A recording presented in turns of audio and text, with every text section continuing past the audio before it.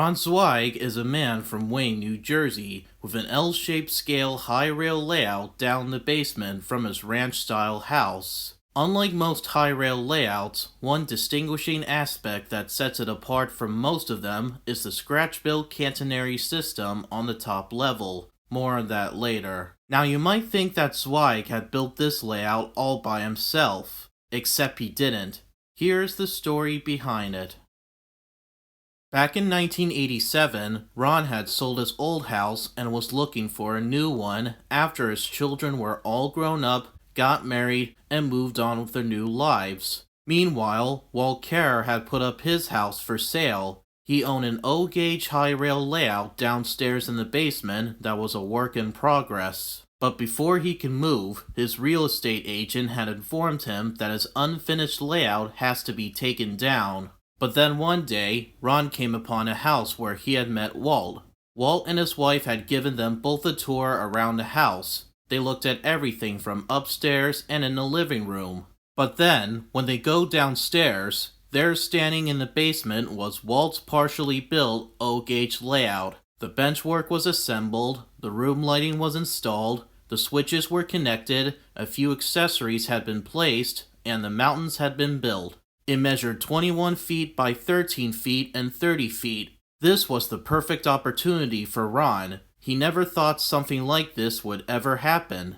Coincidentally, a similar situation happened to him 35 years ago. When he was building his HO layout, he had to have his layout be taken apart in order to move. Ron was so impressed with Walt's layout, he thought he could help finish it up for him. So the deal was made. Ron bought the house, and construction of the layout had continued. The layout was saved in the hands of Ron Zweig.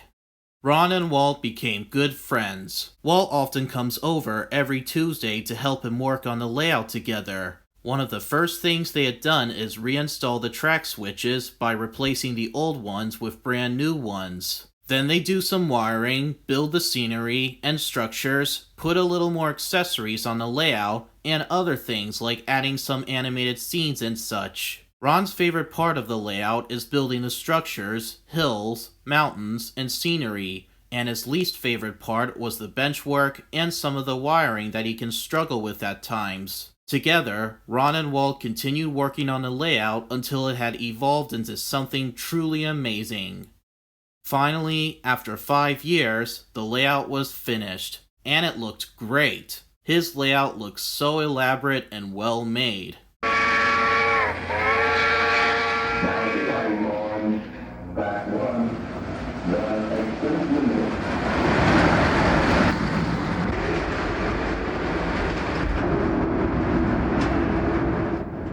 The layout table is made up of 2x4s with some 1/4-inch plywood and Homosote on top. The ballast was a mixture of gray, black, brown, and light brown crushed rocks spread all over the tracks. Then they're sprayed with water and brushed with diluted glue to make them stick together. I kinda like the rock mixture of the ballast. It sort of looks like the kind of ballast that I may have seen on some of the railroads. The top level of the layout had 2 track lines, powered by an overhead Canary System. It served as an electric interurban railway, while the bottom level of the layout had 3 track lines that served as the main line, and they all have sidings. All the lines, including the trolley line, were operated by 3 ZWs. 2 KWs and 1 Z power the turntable, accessories, and a bank of 24-volt relays. The relays power 4 out of 5 track lines, plus the crossing gates at the traffic set. All the wiring at the bottom of the table had been color-coded and had matched the outputs of an electrical circuit system. Rheostats power the room lighting, and they're controlled by the light switches used for the lighting effects. An insulated double-cross switch track on the electric interurban railway is made by Ross Custom Switches. It can divert both the GG1s and MUs in opposite directions, from the inner loops to the outer loops and vice versa. On a control panel, where it shows a diagram of the layout, the silver toggles control the switches, while the black toggles control the track blocks.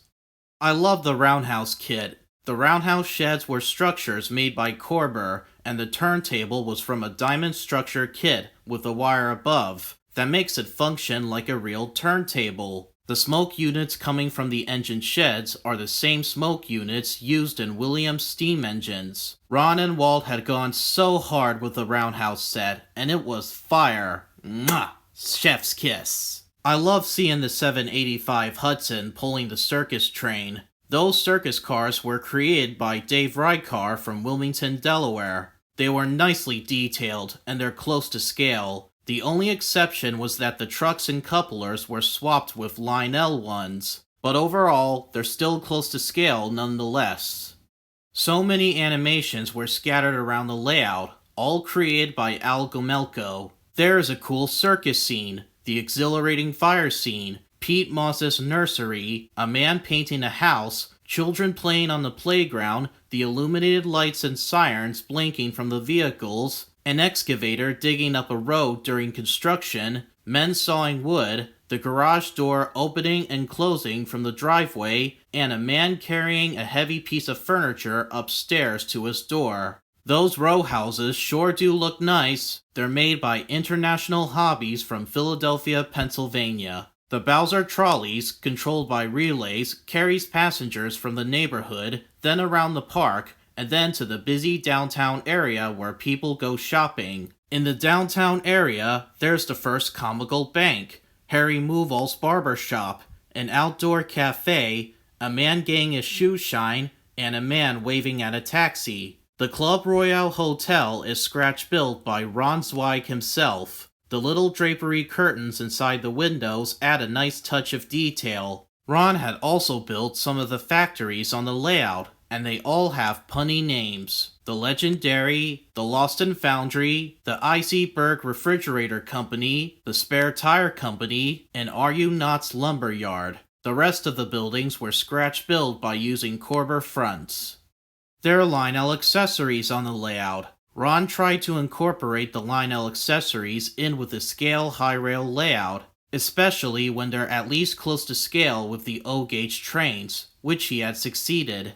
I'd already talked about the accessories many times before in previous layouts, so it'd be pointless for me to mention them again here. So instead, I'll segue into this part by showing a compilation of all the operating accessories that he has on there.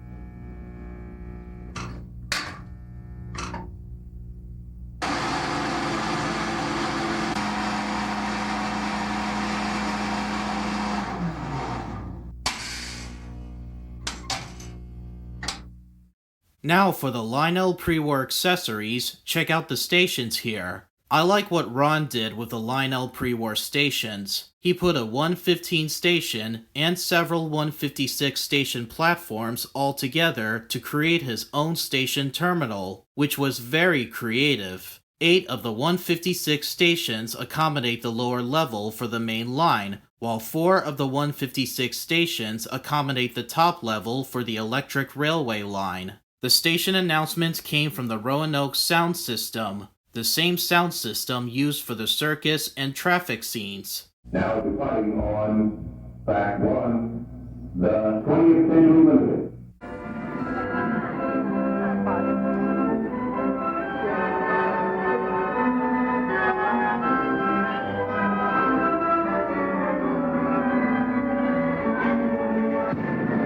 By the way, that traffic scene looks really nice, with the blinking turn signals, crossing gates going up and down, and the aforementioned 785 Hudson with the circus train going by. I love the shot that TM made, it was so cool. Zweig grew up in Scranton, Pennsylvania, during the transition from steam to diesel and the glory days of the railroads. Scranton once used to be one of the best places to watch a lot of trains. When Ron was a kid, he'd seen a lot of trains passing by Scranton every day. He'd seen the Delaware and Hudson, the Erie Lackawanna, the Lehigh Valley, and the New York, Ontario, and Western. Today, Scranton was home to the SteamTown National Historic Site, where it was a heritage railroad and a railroad museum inside the roundhouse. Too bad they won't be doing big excursion trips anymore with the other steam engines that they used to run. His friend Walt also had memories of watching trains when he was a kid, too. He remembered seeing some elevated sections of the Pennsylvania Railroad station along McCarter Highway in Newark, made out of large brown stone. This inspired Walt to build them on this layout by using a piece of decorative brick-like material aptly named Z-Brick. With Z-Brick, you can score some lines on it and break it apart into pieces like a cold chocolate bar. Then you spread some Motar onto the tiny bricks to build them and have them stick together. Dust it off with a brush, and voila! There you have a mini brick wall for your layout. Now that looks really neat. Z-Brick is also used to create the mountains and hills. Most people would use wire or screening with plaster on it to form the mountains and hills, but in the case of Ron Zweig, he used burlap, because he thought it makes it easier to form the wrinkles or crevices on the slopes. He then hardened the wrinkled burlap with varnish and put some Z-Brick all around it. Then he brushed base coat onto the Z-Brick, dampened it by adding a little more water, painted all over them with water-based colors, and for the final touches, he added some real rock and sprinkled artificial dirt on them. And there you go, you have excellent models of the mountains and hills on the layout. In addition, trees, bushes, and other scenery were placed onto various spots. Zweig had run several trains on his layout, both from Lionel or Williams. From Lionel, there's the MPC Alton Limited, the Lackawanna Northern, the 785 Hudson, the Scale Hudson, the Chessie U-36Bs, the Pennsy Turbine, and a reproduction of Lionel's classic Hiawatha from the pre-war era. Oh, and there's the GG1s, EP5s, and MUs too. As for Williams, there's the Susquehanna SD45 Diesel. By the way, they spelled Susquehanna wrong, which I can understand because it was kinda difficult to remember how it was spelled. A brass model of the New York Central's Dreyfuss Hudson, which looked kinda similar to the Lionel's post-war era 221 Dreyfuss Hudson, and a brass model of the mighty famous Norfolk and Western J number 611. Now departing on track 1, the Express Limited. And now for the moment you've all been waiting for. We're now going to be talking about Ron's scratch-built Canary System. The Canary System is based on the Canary System used on the Pennsylvania Railroad. Making one on an O-scale layout is one great feat, You have to have both the pantographs and overhead wires instead of both the roller pickups and center rail to operate the electrics. It wasn't common to see catenary systems on most O-scale layouts. Even when an operator buys an electric engine, such as a GG1, they wouldn't even bother to build one for them. Here's how it was made on Zweig's layout. To build a catenary system, Ron and Walt called Bob Levesey in. He is a member of the oldest model railroading club in the country called the New York Society of Model Engineers. Bob is the master at a multitude of skills. He does wiring, switches, track work, repairing toy trains, etc. Bob teams up together with both Ron and Walt. By using their engineering expertise, they're going to create a catenary system that will be prototypical and close to scale as possible. First, they made the support poles out of 1/4-inch brass. The vertical support poles had a threaded end to screw onto the table. The horizontal support poles are connected to the vertical ones by means of threaded brass rods, forming a robust catenary system. The overhead system consists of 2 types of wires, the primary wire and the secondary wire. The primary wire, aka the trolley wire, was soldered along the secondary wire by those little small spaces hand-punched by a sheet of brass, and they were spaced out between the 2 wires at least 5 inches apart. The little solid joints connected between the brass spaces provide tension, so the pantograph can flow smoothly along the wires. But perhaps the hardest part about creating an overhead catenary system were the changes of temperature between the wires. In different temperatures with retaining tension, the secondary wire has to follow, which is extremely difficult to do. This was achieved by a tempered brass hanger bracket that was soldered, bent, and drilled with a hole through it. Gallon water bottles filled with sand are attached to the wires underneath the layout. They are used as weights to make the wires levitate as they are taut.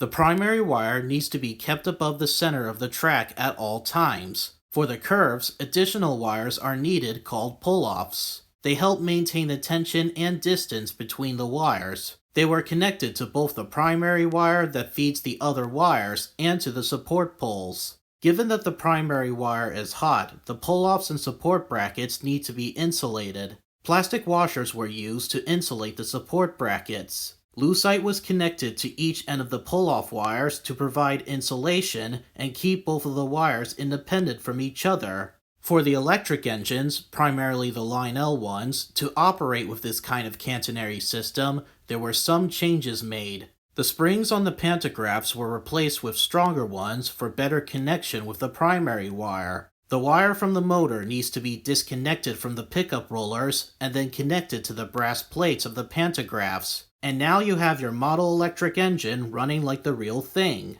So there you have it. That's Ron's scratch-built catenary system. It was a really complicated project. It was done with a lot of elbow grease and focus, but it was fun. This was a major achievement for Ron, Walt, and Bob. All 3 of them together did an outstanding job on creating a replica of the catenary system. It may or may not be something that might ever be done again, who knows. Nowadays we got some model train manufacturers who had made the catenary systems for us. But this was an ambitious project that Ron and the others were definitely the most proud of.